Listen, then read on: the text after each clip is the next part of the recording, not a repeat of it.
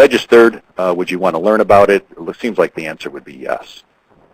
So currently, to introduce you to just what is the body of knowledge, we have an online website that contains a dictionary of terms which has hundreds, if not thousands, of definitions that are regularly used in the SH&E profession, which will help support some of the competencies that are out there. Within the website itself, we have thousands of documents that are already available that you can search through a customized search engine. But in addition to that, beyond more than just a simple search engine, most of this information has been pre-screened by our 34,000 members. So when you go to the ASSE body of knowledge, you're not searching millions and millions of documents and trying to sort through what is the best information that's out there. We've already pre-screened a lot of that information, and so when you pull up documents, you know that it's other safety professionals who have said this is a document that's worth looking into.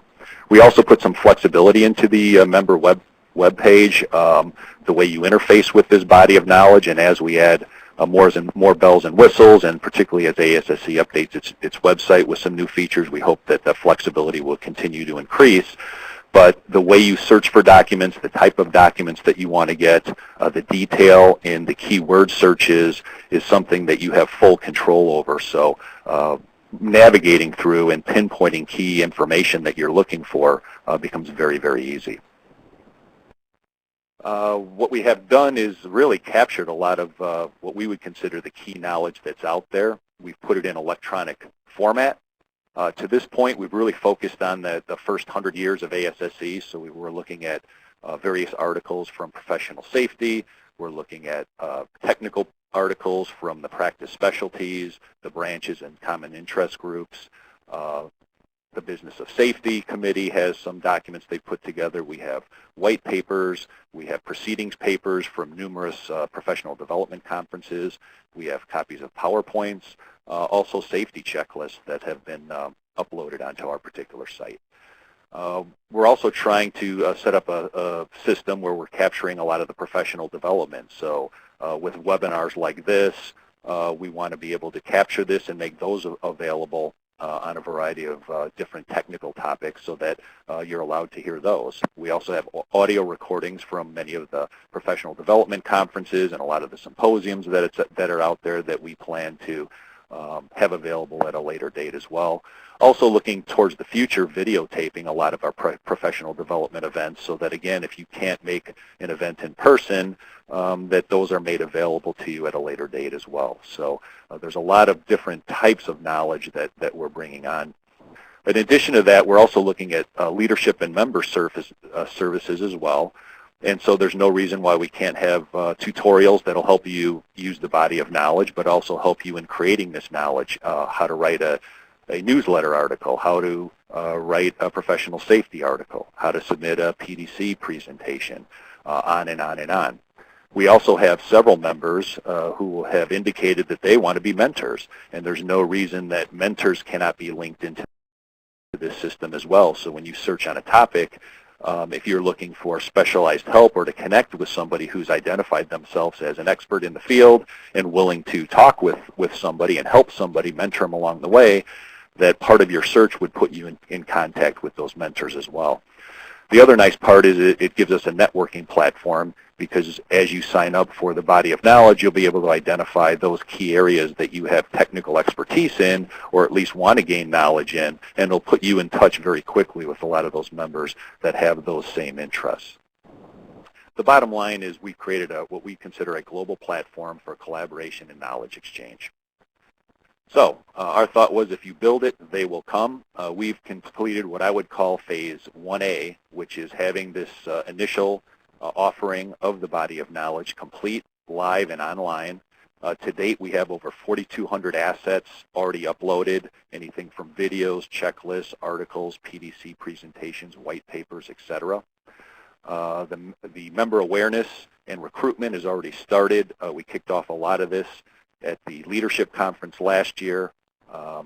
We have over 1,000 registered members on the Body of Knowledge site, and we'll talk to you in just a second on how you can register and use the site.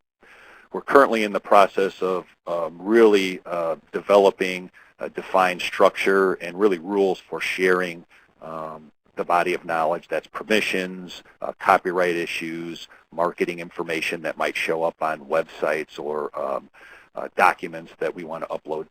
There's also some legal issues that we're kind of working out, but we want to move ahead with this, and so it's kind of growing as we speak. Part of what we're looking for down at the bottom here on this slide is development of tutorials and support documents for you as you're using this. So as you register, as you use the site, when you find that things aren't working quite the way you thought they would, or you have questions, or you'd like more information, you need to provide that information to us so that, again, we can put tutorials together in the form of short videos or add help screens that are there. We're also going to develop some mentors who would be available to help you use the body of knowledge or upload documents. So that's all part of the process as well. So what this whole call is about is what I would call Phase 1B, which is member involvement. The first thing we want you to do is register with our body of knowledge. So you go to the body of knowledge. For those of you that are ASSE members, make sure you have your ASSE ID number handy. Being an ASSE member gives you full access to the site. Non-members can have access to certain levels of information if they register, but ASSE members get pretty much everything that's available there. What we want you to do is, once you register, is play around with the site. Search on various topics. Take a look at the documents that are there. There's also a function where you can rank the various documents and assets that we have there. And so those things that you find useful, we'd like you to rank accordingly. Those that aren't so useful, same type of thing. The bottom line, though, is we really want you as a member to contribute to the body of knowledge. As I mentioned when we first started, the body of knowledge really is our members. It's what's in our members' brains. And without participation by our members, the body of knowledge is going to become stagnant. And with our 34,000 membership, which is growing every day, we don't see any reason why members can't look on the shelf, consider those documents that you use on a regular basis, or as you're scanning the internet and you come across something useful, to upload it to our site. We'll go over that procedure very, very quickly as well. What we're looking for is, if you can, find those documents that you have ownership over yourself, or look at some of the public domain documents that you might find on OSHA's website, NIOSH's website, Center for Disease Control, EPA, state, maybe county associations or organizations that are out there.